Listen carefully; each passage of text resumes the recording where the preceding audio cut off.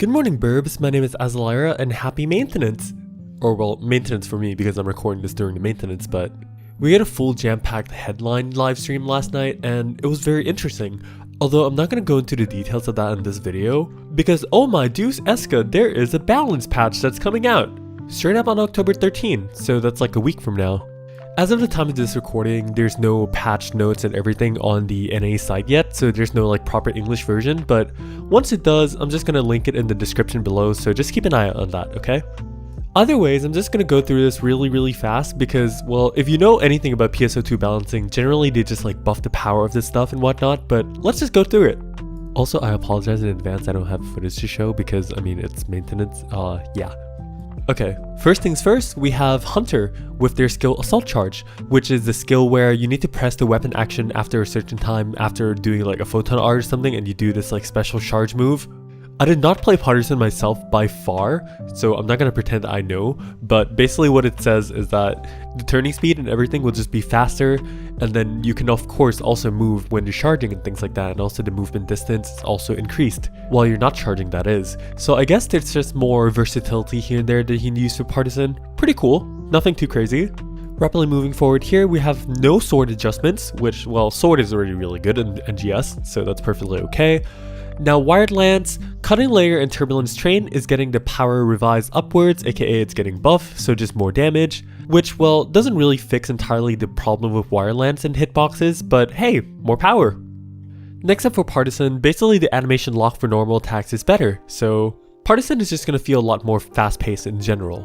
And then of course we have the two PAs here, Size Ripper, well, you know, in Japanese, it's literally written Saisu, which is Scythe. But Google Translate does the funny thing and just like, yeah, you know, Size Ripper. Yeah, sure, I guess. Although just for reference, for the global version, this is actually Cleaving Scythe. So I hope that doesn't really confuse anyone. So it's just buffed to do more damage, and then the power for the non-charge version will also do more damage. This is a really good change because the fact is that like sometimes maybe if you just need to squeeze that little damage in, it's more worthwhile. In the grand scheme of things, it's probably not like anything that you focus on because I don't know, 80-90% of the time you'll probably be using the charge version is my guess. And last one here for Fatal Tornado, you can just move left, right, here and there, so it's just more versatile. Rapidly moving forward, Fighter Adjustments, Accelerator Drive. This one is the skill where you press that like little line that comes up after you use a PA. And yeah, apparently they're buffing the distance. Sure, I'll take it. Now, the PAs for Hell's Escort here is actually Hell's Coat. Sorry, Hell's Coat, I can't read. But it has more firepower now and more verticality. Very good. So now for Double Saber. I'm not gonna lie, I don't exactly understand what they mean, but just by the wording, in the Japanese version by the way, it just means that like the pre-input timings are buffed. Kind of like you can input another skill while Julian Dance is going on for it to like activate. So it's kind of like a buffer or something like that. Don't take my word 100% for this though, because I'm not entirely sure what the wording means. It's just me guessing, okay? But anyways, it's also the same as Quick Gash. Except for Quick Gash, there's also more, you know, damage buff. Very cool. Moving on to Ranger, this is really simple. So Rifle Grenadier is just the when you hold your weapon action while you're using a rifle, like if you hold down and you shoot like that grenade, or if you like do some movement action or something like that. I can't remember how it goes, but you can place down that like weird big trap kind of thing that kind of just explodes. Either ways, trap range is bigger, grenade is faster. So you miss less, I guess, maybe. Who knows? I miss a lot, so thank you for the buffs. It makes my life a lot easier. And then Spread Shot, which is the active skill, which is like that shotgun thingy, which looks super cool, but it doesn't do a lot of damage. So now they're going to make it do more damage, and we're going to get PP Restoration as well. So that's a win-win. Oh, and at the end of Spread Shot, you just have more iframes. Next, Raging Shot here will do more damage, and then, well, the damage drop-off is less when you hit multiple targets. Very good. Now for Launcher, their Photon Blast is just hits harder and hits faster. Simple. And then the Photon Art Fallen Impact is just, wow, I do more damage, I do bigger range. And that's really it. Alright, so now we talk about the Black Sheep. That is Gunner. And the only reason I sigh a lot is because if you don't know, Gunner probably has like the most buggiest chain triggers ever. And Gunner has always been like this problem child for SEGA, where it's either too OP or it's literally broken, as in unplayable, which right now for NGS, it's literally broken. So I really hope they fix all those bugs. Anyways, chain trigger is actually just at a base, has more damage now for the chain finish, and then the cooldown timer is faster. However, in compensation for this, the chain trigger quick reload skill that you take from the skill tree will be nerfed. However, with the buff base chain trigger being better, the overall result will actually be better, despite the skill getting quote-unquote nerfed. So that's always a really good thing for me, because personally I felt when I played Gunner in this game, it's just like, why am I doing chain triggers again? It's just so not worth it, because your damage only goes up by like, I don't know, 30% or something, and it's just like, yeah, I just built 100 chain for that.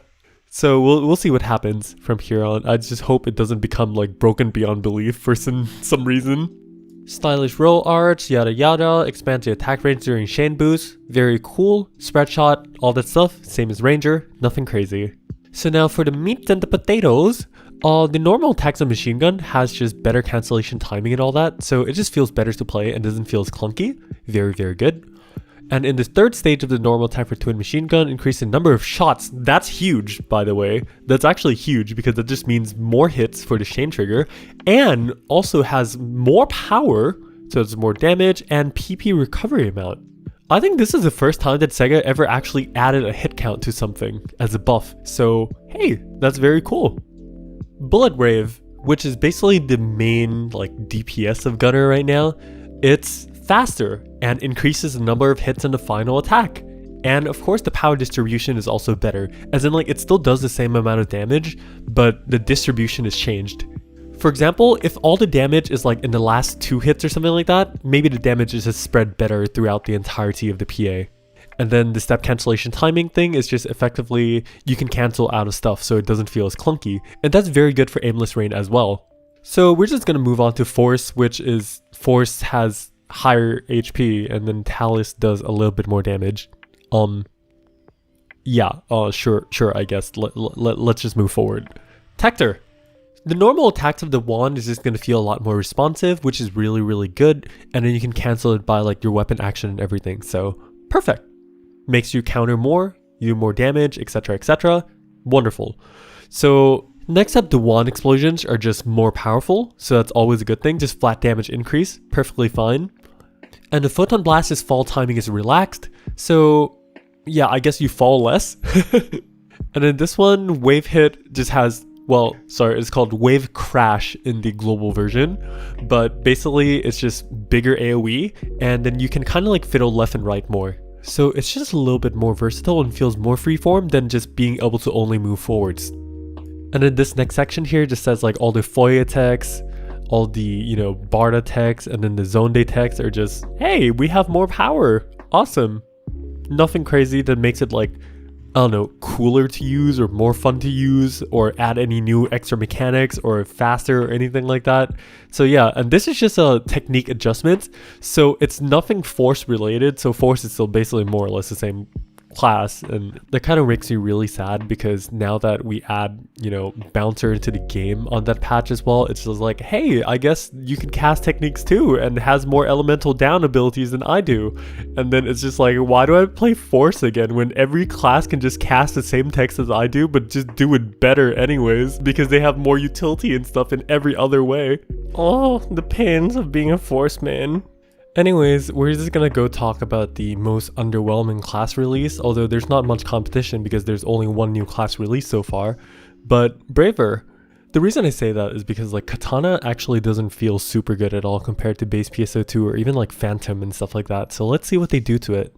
So PP cost down is buffed for Brave Combat, which is really nice, and then the PP recovery is also increased, which is really, really good. I always felt like PP was such a big problem for Katana, and I'm just happy that it's just like, yeah. Although Brave Combat here is actually used for both bow and katana, so I guess it's just a buff for both in general anyways. So expand range of the combat finish, very, very good. No complaints there. But what's truly exciting is the Brave Combat close range here is, you know, when you kind of like creep closer to the enemy every time you use a normal attack during Brave Combat when you're playing Katana, it's like very, very small, right? So they're just going to increase that range. So Katana has more gap closers. Hell yeah. And then here the Barret Bullhead expand. Basically, I think it's a thingy that you press after you use a PA, and then you press your weapon action, and then it just does that like weird ballet dancing spinny thing. It just has better tracking, so I'm okay with that. But that doesn't fix the problems of the animations of a ballet dancer when you're playing bullet bow. So, just saying.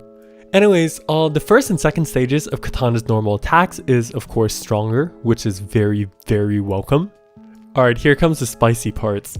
So the first PA, Hayate Suobuki, also known as Silver Leaf Storm, is simply just buffed and you can cancel it better, which is really, really nice. And then of course relaxing the fall timing for all 3 PAs, absolutely wonderful. Makes Katana just a lot more viable in the air. Second one, Ayame Reppu, which is Iris Gale. So there's just more attack range on the first and second stages, which is wonderful. Although the damage is not increased or anything, the increased attack range is just generally better, and you know, just the cancellation timing is just better. You can just counter everything more and whatnot. It's just kind of like, I don't know, it doesn't really fix the main problems of Katana if you ask me, in the fact that, you know, the step counters just does more damage than the actual parry counters, and it's just like, is this supposed to be a parry class, right? Because that's kind of what Katana is, or at least I would think so, right? But yeah, more utility, as long as it just feels 10 times better to play, I think it's the first step in the right direction, while they can just like add more photon arts or more utility sometimes later to fix more or less the problems, hopefully. Anyways, I'm gonna be really mad if the bullet bow adjustments does not say, I'm gonna change the animations of the ballet dancer. Oh god damn it. Spoilers, it does not. Anyways, the regular charge attack is just bigger AoE, Flex Arrow has more power, and then there's just more damage on the first step of the charge, which nobody really does anyways. So I mean, maybe if it does find more use, that's cool I guess, but as about now, I have no further comment on that. Next is Frenzy Squib. I mean, this is Frenzy Firework, but yeah. Expand the attack range, and then more power. That's perfectly fine. And last one, Dimension Ray. More damage overall, not bad at all. That's perfectly fine by me. And then there's just more damage on the uncharged version, as well as expanding the uncharged versions. So I guess overall for Bullet Bow, they're just expanding the usage of PAs outside of the charged versions or uncharged versions, which is, I think it's a really good change because it just makes more options, more gameplay options more viable. So I like that. Either ways, that concludes the entire balance patch. I kind of wanted to just like make it a little bit shorter than this, but I guess I kind of just like talked and just forgot to look at the time, so I apologize for making this video a lot longer than it should be. But regardless if you watch this far, let me know what you think in the comments below. Do you think that these buffs are just like the first step in the right direction? Are you happy or are you not happy with the buffs? Or you can go even further, and let's discuss in the comments how they can elevate the experience of playing each of these classes even further.